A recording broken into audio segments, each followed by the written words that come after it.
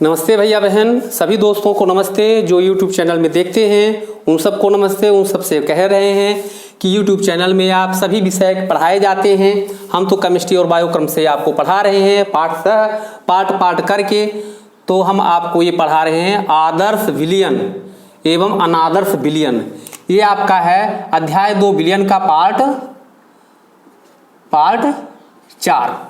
आदर्श विलयन एवं अनादर्श विलयन क्या होते हैं, इनमें अंतर क्या है।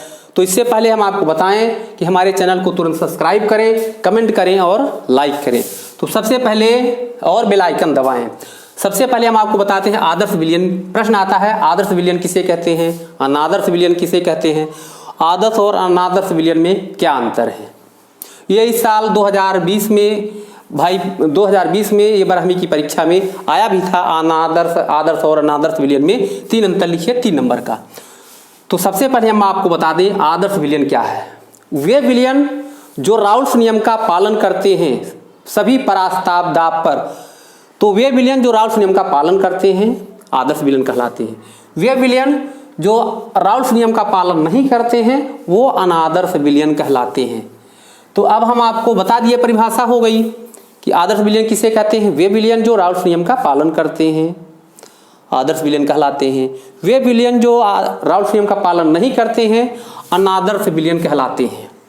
तो हम आपको बताते हैं आदर्श एवं अनादर्श विलयन में अंतर। तो सबसे पहले चलते हैं, पहला अंतर है क्या लिखेंगे, वे विलयन जो राउल्स नियम का पालन करते हैं आदर्श विलयन कहलाते हैं। वे विलयन जो राउल्स नियम का पालन नहीं करते हैं अनादर्श विलयन कहलाते हैं। अर्थात PA बराबर P0A XA। इधर लिखेंगे P0A बराबर नहीं होता P0A XA के। दूसरा डेल्टा H एंथैल्पी परिवर्तन है, मिक्सिंग MIXING बराबर 0 होता है। इधर डेल्टा H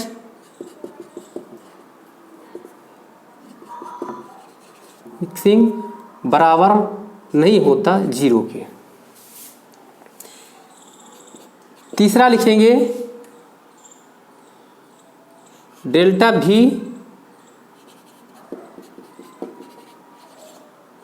बराबर 0। इधर लिखेंगे डेल्टा V बराबर नहीं होता 0 के। तो ये है आपका अंतर। और क्या लिखेंगे, राउल्स नियम का पालन नहीं करते हैं, ये राउल्स नियम का पालन करते हैं, ये पालन नहीं करते हैं। तो ये है राउल्स नियम। तो ये राउल्स नियम लिख दिए हैं। तो ये 3 अंतर हैं जो 3 नंबर के पूछे जाते हैं। आदर्श और अनादर्श विलयन की परिभाषा बता दिए और ये तीनों अंतर हो जाते हैं। अब आपको हम यहीं पर थोड़ा सा बता रहे हैं हेनरी का नियम क्या है। जी, हेनरी का नियम क्या है, छोटा सा है तो इसी में हम समझा देते हैं आपको।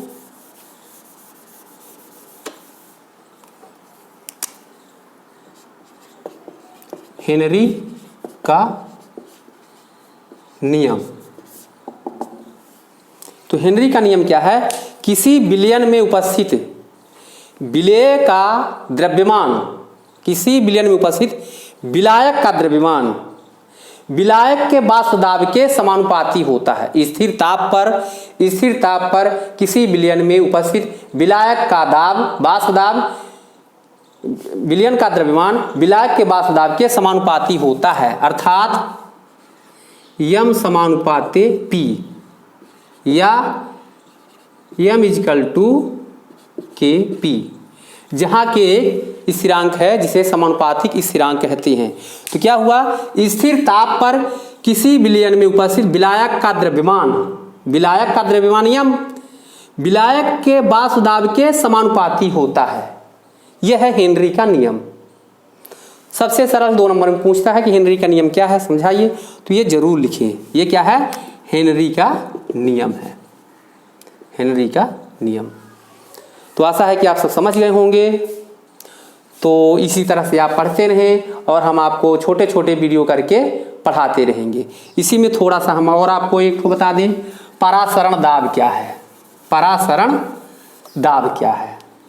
परासरण दाब, परासरण दाब, परासरण दाब क्या है? तो जब परासरण क्रिया होती है तो परासरण क्रिया को रोकने के लिए जो बाह्य दाब लगाया जाता है, परासरण क्रिया को रोकने के लिए जो बाह्य दाब लगाया जाता है उसे परासरण दाब कहते हैं।